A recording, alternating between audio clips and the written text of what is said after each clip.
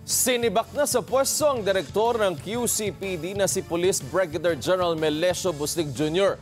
Ang administrative relief ipinatupad kasunod ng viral video kung saan makikitang isang laseng na pulis na pirasahang pumasok sa bahay ng isang residente sa barangay Damayan sa Quezon City. Ang abusadong pulis sa viral video, sinampahan na ng reklamo sa prosecutor's office. Detalye kunin natin kay Mar Gabriel. Mar.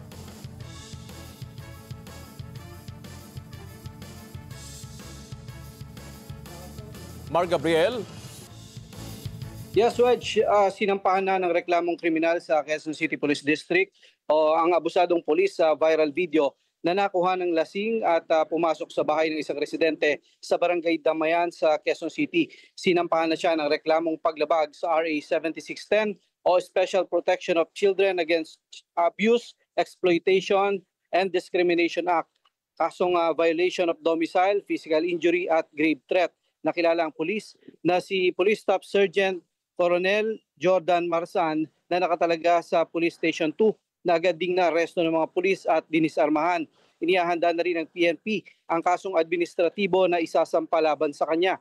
Base sa initial investigasyon, may hinahanap na certain dimple ang suspect sa nasabing bahay na umano'y nagkakalat na sangkot siya sa illegal na droga. Nakipagbuno daw ang pulis sa mga biktima at tinangka na agawin ng kanilang cellphone.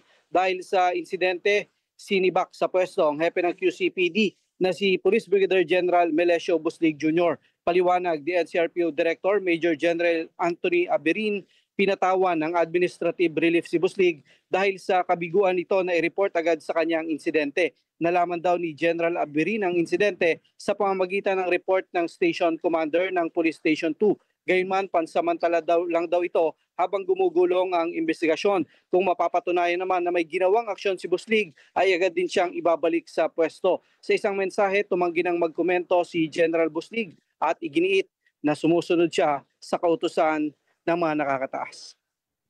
Para sa Mata ng Agila, Mar Gabriel, matatag, matapang, matapat.